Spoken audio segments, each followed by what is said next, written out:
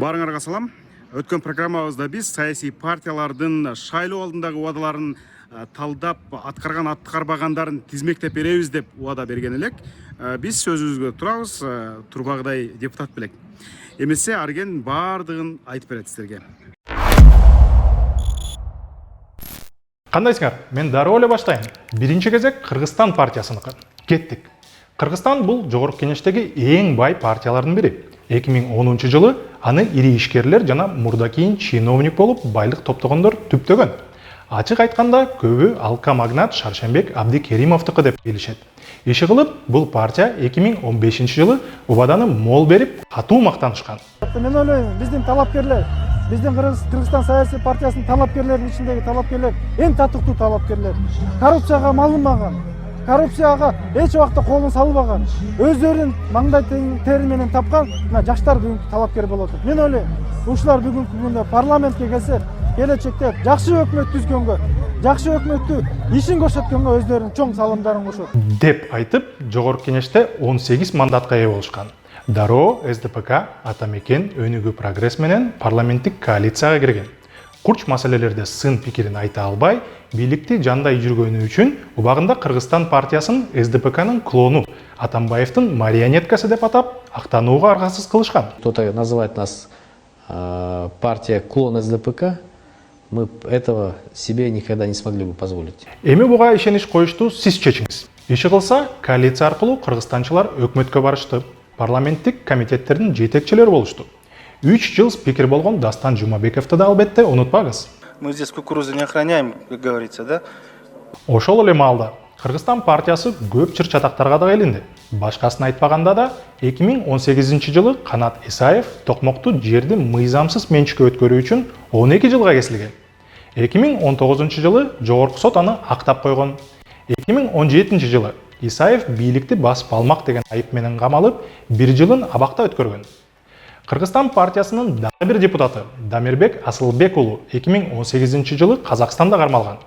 Казак бийлиги аны контрабанда менен иштеген эл аралык кылмыш тобу лидери деп таанып, 10 жыл абакка кескен. Кыргыз өкмөтү экстрадиция кылдырган соң көп өтпөй түрмөдөн бошотту. Кыргызстан партиясынын парламенттеги ишмердүүлүгү жөнүндө сын пикирлер көп айтылган. Мисалы Ширин Айтматова жогорку кеңештеги ун өндүрүүчүлөрдүн мафиясы деген иликтөөсүндө Шаршембек Абдикеримов жана башка депутаттарды мандаттарын баюу үчүн колдонгон деп айыптаган. Анын айтымында депутаттар өздөрүнүн бизнесин колдоо үчүн бир нече мыйзамдарды кабыл алган. То есть они покрыли все официальные расходы на выборы и еще заработали около 350 миллионов только за 1 год и только на одном законе. Убаданы учтап эле чачышканын башында айтып өтпөдүкпү? Ошондо атайын сайт ачып, аткарчу иштерин төкпөй чачпай жазышкан. Эстерине сала калалы деп, ал сайттарды сыйпалап таппай калдык. Булго эми жаңылык деле эмес. Шайлоо өткөндөн кийин көп эле партиялардын сайттары ичиндеги бүт маалыматтары менен кошо жок болуп кетет. Бирок билесиңер да, интернет эч нерсени унутпайт. Веб-архивде сайттын копиясы сакталып калыптыр. Анда 7 кадам аттуу программа бар экен.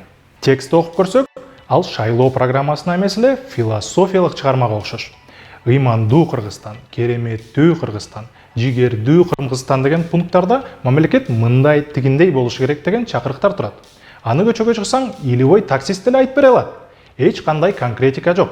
Шайлоочу катары мен программада маселелер аныкталып, аны чечүү жолу жана мөөнөтү белгиленишин күтөм. Бирок бул жерде андай жок экен. Дастан байке, кемчиликтерди көрүп жатасызбы? Кемчилигин көрө албай атам. Айтмакчы, сайты өчкөнү менен YouTube'да Партия Кыргызстан деген канал сакталып калыптыр. Ошол жерден убадалардын видео форматын таптык. Көрөбүз. Биз өзүбүзгө милдеттенме алуу менен пенсиянын орточо деңгээлин 13 000 сомго чейин жеткирүүгө убада беребиз. Кайдагы 13 000 сом? Соцфонд 2020 жылы Кыргызстанда орточо пенсия 6061 сом деп расмий билдирди. Ар бир жаңы төрүлгөн наристеге 50 000 сомго чейин депозит төлөөгө жетишебиз. Стоп, ушуга токтоло кетели. Бул убада ишке ашкан эмес. Эмнеге деп Али Токтокунов азаттыкта жүргөндө спикер Дастан Жумабековдон жакшы эле сурап калды эле. Бирок сиздер 50 000 деп убада бергенсиздер. 50 000 жетебиз. Популисттик идея беле жеткандай. Бул биздин койгон талап. Ушу талапка жетебиз. Качан? Биздин койгон максат Качан? Мисалы сиз Эми качан ушул деп- чакырылыш үчүн убада бергенсиз да. Эми калган убадалар ишке аштыбы, ашпадыбы өзүңүз баа бериңиз. Ар бир облуста карыз коркунучуна калган жарандарыбызга жардам бере турган акысыз юридикалык кеңеш берүү пункттарын ачабыз. Дыйкандардан айыл чарба продукциясын сатып алуу боюнча мамлекеттик кепилдик берүү маселесин көтөрөбүз. Электр энергиясынын тарифтерин арзандатуу үчүн, ишкерлер төлөгөн салыктардын көлөмүн кыскартуу үчүн күрөшөбүз. Ипотека кредитин төлөөнүн мөөнөтүн 20 жылга чейин көтөрүүгө жетишебиз. Айыл жерлериндеги медициналык тейлөөнүн сапатын жогорулатабыз. Илим менен спортту өнүктүрүүгө ар тараптан колдоо көрсөтөбүз. Айылдарга 500 тигүү цехин жана экологиялык жактан таза продукция чыгарган 500 ишкана ачабыз. 500 деп ошондо катуу эле дуулдашкан эле. Мына ишенбесеңиз.